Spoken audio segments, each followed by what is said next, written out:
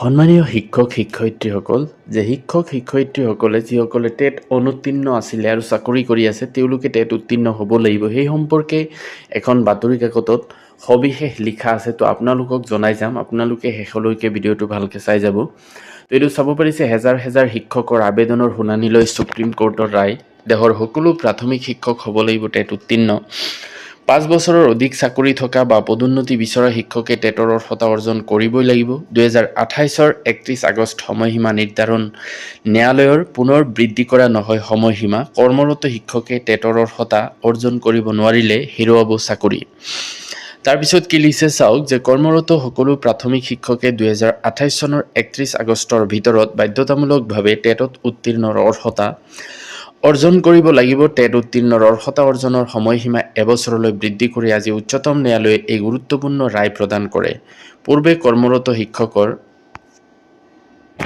বাবে টেটৰ অৰ্হতা অৰ্জনৰ সময়সীমা 2027 চনৰ 31 আগষ্ট নিৰ্ধাৰণ কৰা হৈছিল, কিন্তু দেশৰ হেজাৰ হেজাৰ শিক্ষকৰ আবেদনৰ শুনানি লৈ উচ্চতম ন্যায়ালয়ে টেটৰ অৰ্হতা অৰ্জনৰ সময়সীমা 2028 চনৰ 31 আগষ্টলৈ বৃদ্ধি কৰে।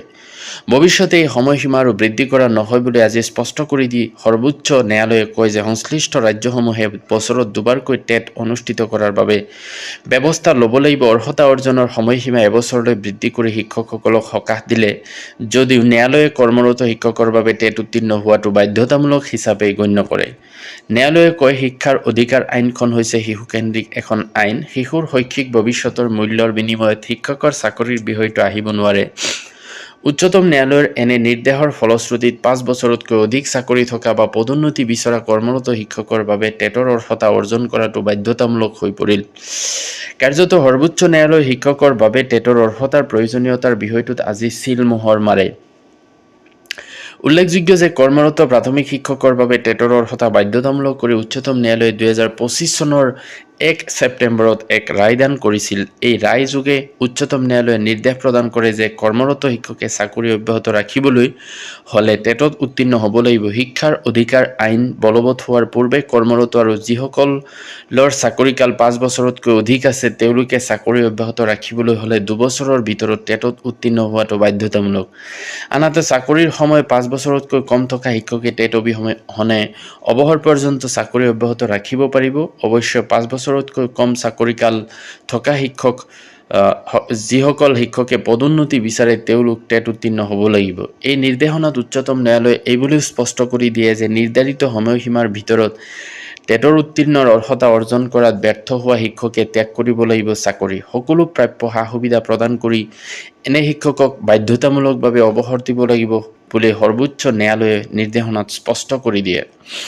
মন কৰিবলগীয়া যে উচ্চতম ন্যায়ালয়ে প্ৰদান কৰা এই নিৰ্দেশনাৰ পুনৰীক্ষণ বিচাৰি পুনৰ হেজাৰ হেজাৰ শিক্ষক আদালতৰ দ্বাৰস্থ হয়। গুচৰীয়া শিক্ষকসকলৰ একাংশই শিক্ষাৰ অধিকাৰ আইন বলবৎ হোৱাৰ পূৰ্বেই কৰ্মৰত শিক্ষকসকলক টেটৰ আওতাৰ পৰা ৰেহাই দিয়া, আন একাংশই টেটত উত্তীৰ্ণ হোৱাৰ বাবে নিৰ্ধাৰণ কৰা সময়সীমা বৃদ্ধি কৰাৰ বাবে আদালতত প্ৰাৰ্থনা জনায়। কিন্তু গুচৰীয়া শিক্ষকসকলৰ এনে আবেদনসমূহ আজি নাকচ কৰি উচ্চতম ন্যায়ালয়ে টেটৰ উত্তীৰ্ণৰ অৰ্হতা শিথিল কৰিবলৈ অমান্তি হয়। ইয়াৰ বিপৰীতে ন্যায়ালয়ে কৰ্মৰত শিক্ষকৰ বাবে টেটত উত্তীৰ্ণৰ অৰ্হতা অৰ্জনৰ সময়সীমা পূৰ্বৰ 2027 চনৰ 31 আগষ্টৰ পৰিৱৰ্তে 2028 চনৰ 31 আগষ্টলৈ বৃদ্ধি কৰে। তো এইটোৱে আছিলে টেট সম্পৰ্কীয় এটা গুৰুত্বপূৰ্ণ বাতৰি। তো আশা কৰোঁ ভিডিঅ'টো ভাল লাগিলে লাইক কমেণ্ট কৰিব আৰু শ্বেয়াৰ কৰি দিব। Thank U.